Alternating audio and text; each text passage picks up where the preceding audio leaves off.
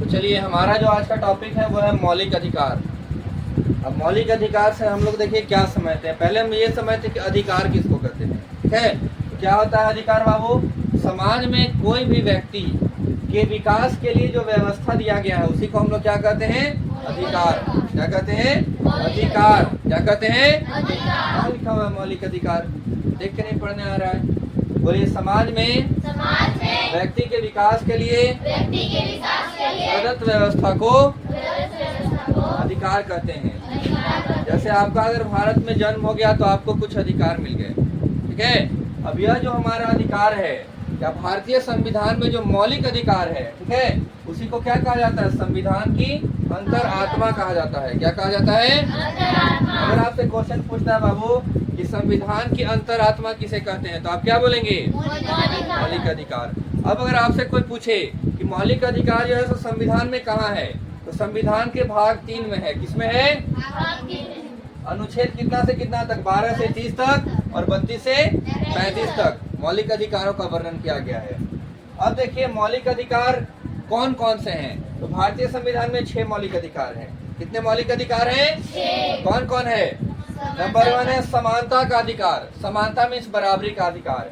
भारत में जितने भी लोग हैं सभी संविधान की नजर में एक बराबर हैं, ठीक है। ना किसी को ज्यादा अधिक सुविधा दिया गया है, ना किसी को कम। भारतीय संविधान की नजर में सभी लोग क्या हैं? एक समान है, बराबर हैं। जिनका ध्यान दूसरे जगह है, आपका ध्यान यहाँ होना चाहिए। क्यों आप लिख रही हैं नेहा? पढ़ा रहे तो आप लिख लीजिए, फिर समझ लीजिएगा अपने से। तो बकलोल कहीं के समझा रहे हैं, लिखे लिखे कर ले। क्या लिख रही है तुम इतना? चलिए, तो भारतीय संविधान में कितने मौलिक अधिकार हैं? 6। नंबर 1 है समानता का अधिकार। समानता का अधिकार कहने का मतलब कि भारतीय संविधान भारत के सभी नागरिकों को एक समान मानता है, ठीक है। भारतीय संविधान की नजर में सभी लोग क्या हैं? एक समान है, बराबर हैं, ठीक है। नंबर 2 है हमारा स्वतंत्रता का अधिकार। स्वतंत्रता क्या होता है कि हम कहीं पे भी जाकर के शांतिपूर्ण सभा कर सकते हैं, अपना संगठन बना सकते हैं। भारत देश के किसी भी राज्य में जाकर के हम रह सकते हैं, वहां जाके कारोबार कर सकते हैं। या सुनो, प्रेस का, संचार का, सभी का स्वतंत्रता मिलता है सभी भारतीयों को, ठीक है।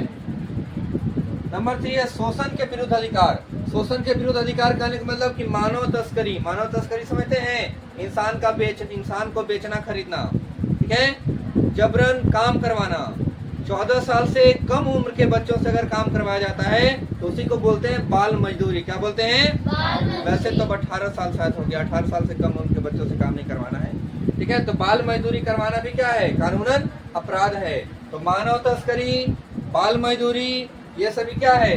शोषण के विरुद्ध अधिकार है। ऐसा कोई भी आपके साथ नहीं कर सकता है पूरे भारत में, ठीक है। नंबर 4 है धार्मिक स्वतंत्रता का अधिकार। भारत का संविधान भारत के सभी नागरिकों को किसी भी धर्म को मानने, उसका प्रचार प्रसार करने की स्वतंत्रता देता है।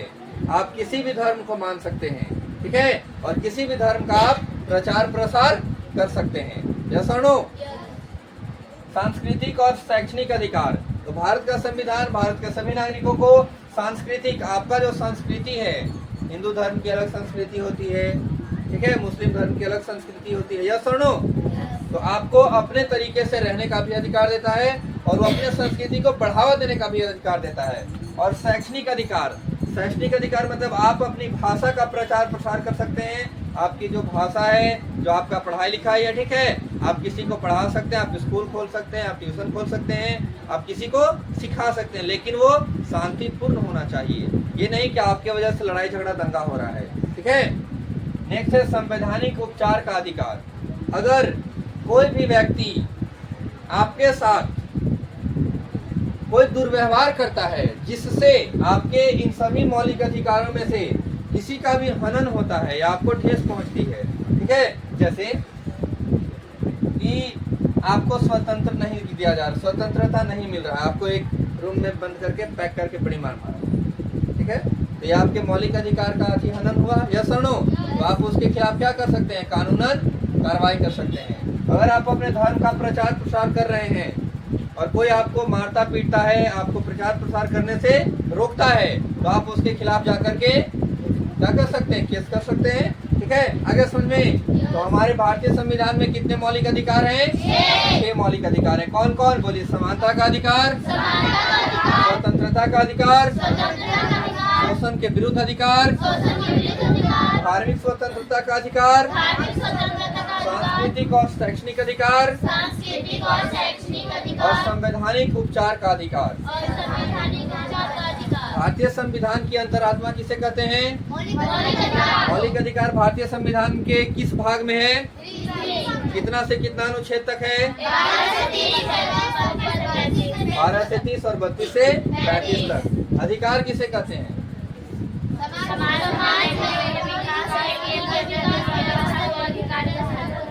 समाज में व्यक्ति के विकास के लिए जो प्रदत्त व्यवस्था की गई है उसी को हम लोग क्या कहते हैं? किनको डाउट है इतना में? देखिए, मौलिक अधिकार के बाद हमारा नेक्स्ट टॉपिक है मौलिक कर्तव्य। अब देखिए, अगर भारत का संविधान आपको कुछ अधिकार देता है तो भारत जो है वो आपसे कुछ कर्तव्य पालन की उम्मीद भी करता है। ठीक है, अगर वो आपको कुछ अधिकार दे रहा है तो आपका भी कुछ फर्ज है अपने देश के प्रति। तो क्या क्या फर्ज है बताइए। तो सबसे फर्स्ट हम क्या है हमारा कि संविधान का पालन करना चाहिए, उसके आदर्शों, संस्थाओं, राष्ट्र ध्वज और राष्ट्रगान का आदर करना चाहिए। जो नेशनल फ्लैग है हमारा तिरंगा, जो हमारा राष्ट्रीय गान है जन गण मन, ठीक है, उसका आदर करना चाहिए हमें। ठीक है, संविधान का पालन करना चाहिए। ठीक है, और देखिए कि स्वतंत्रता के लिए जो भी राष्ट्रीय आंदोलन को प्रेरित करने वाले जो आदर्श हैं, जो अच्छी अच्छी बातें हैं, ठीक है, उसे हमें क्या करना चाहिए? अपनाना चाहिए। ठीक है, और क्या करना चाहिए सो बताइए।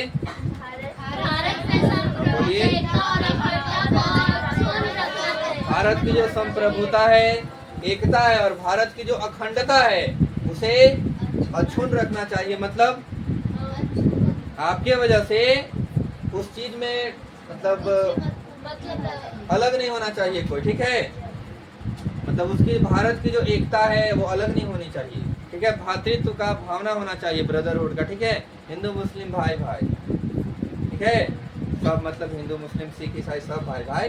ठीक है, तो आपके वजह से कहीं पे भी दंगा ये सब नहीं होना चाहिए। और क्या करना चाहिए? अगर देश की रक्षा करने के लिए अगर आपको कभी बुलाया जाए तो आपको रेडी रहना चाहिए। और भी बताइए, भारत की संस्कृति को हमें समझना चाहिए, उसे बचाना चाहिए। ठीक है, भारत का जो पर्यावरण है हमारा प्राकृतिक पर्यावरण, जैसे जंगल, नदी, झील, इन सभी को हमें बचाना चाहिए। लेकिन लोग तो काट देते हैं। ऐसा नो, ये नहीं करना चाहिए। हमें पेड़ लगाना चाहिए, काटना नहीं चाहिए। जो भी सार्वजनिक संपत्ति है, सार्वजनिक संपत्ति जो आपकी अपनी नहीं है वो सबों की है। जैसे स्कूल, स्कूल क्या आपका है? नो, वो सबकी संपत्ति है। ठीक है, हॉस्पिटल क्या आपका है? सबका है। मंदिर, मस्जिद क्या आपका अकेले का है? नहीं है, वो सार्वजनिक संपत्ति है। तो आपके वजह से इन सभी संपत्तियों को नुकसान नहीं पहुंचना चाहिए। और भी इस तरीके का बहुत सारा मौलिक कर्तव्य है जो आपको पालन करना चाहिए। ठीक है, भारतीय संविधान अगर आपको कुछ अधिकार देता है तो आपसे उम्मीद भी करता है कि आप भी भारत के प्रति कुछ कर्तव्य दिखाएं। ठीक है, अब एक देखिए हमारा लास्ट टॉपिक है धर्मनिरपेक्ष। क्या है? धर्मनिरपेक्ष।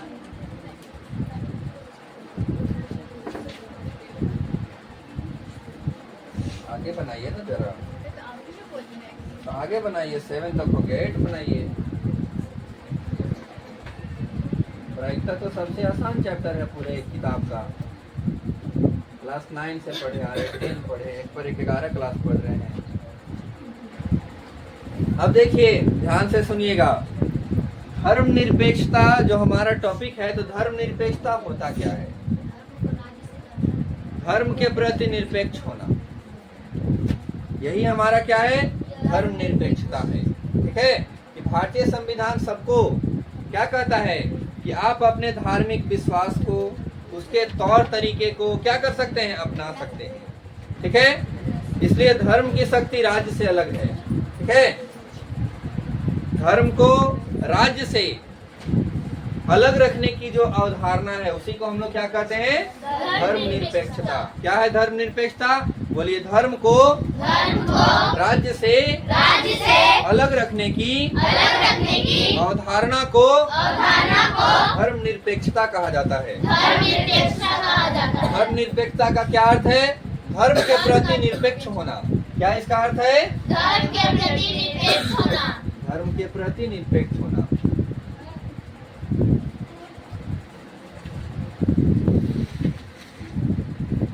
यही है हमारा धर्मनिरपेक्षता। और अभी हम आपको एक लाइन बताए कि राज्य को धर्म से अलग रखने की जो अवधारणा है उसी को हम लोग क्या कहते हैं, धर्मनिरपेक्षता। मतलब आप अपने धर्म को मान सकते हैं, उसको बढ़ावा दे सकते हैं, ठीक है। कोई भी आपको, अगर आप अभी किसी दूसरे धर्म के नागरिक हैं और आप किसी दूसरे धर्म में अपने आप को बदलना चाहते हैं तो आप बदल सकते हैं, इसमें कोई भी रोक टोक नहीं है। आप अगर हिंदू हैं, मुस्लिम होना चाहते हैं, हो सकते हैं। मुस्लिम है, सिख होना चाहते हैं, आप हो सकते हैं। आप पे इस पे कोई रोक टोक नहीं है। समझ गए? यही हमारा है धर्मनिरपेक्षता। और ये हमारा चैप्टर क्या हो गया, कंप्लीट। एक है मानवाधिकार। क्या है? मानवाधिकार। समझते हैं? वैसे अधिकार जो जन्म से ही हमें मिल जाते हैं वो होता है मानवाधिकार। क्या होता है? मानवाधिकार। समझ गए? तो चलिए इसके बारे में हम लोग बाद में कभी डिटेल में पढ़ेंगे। निरपेक्ष मतलब वही तो भी पता है कि धर्म, किसी भी धर्म को आप मान सकते हैं, ठीक है। किसी भी धर्म को आप बढ़ावा दे सकते हैं।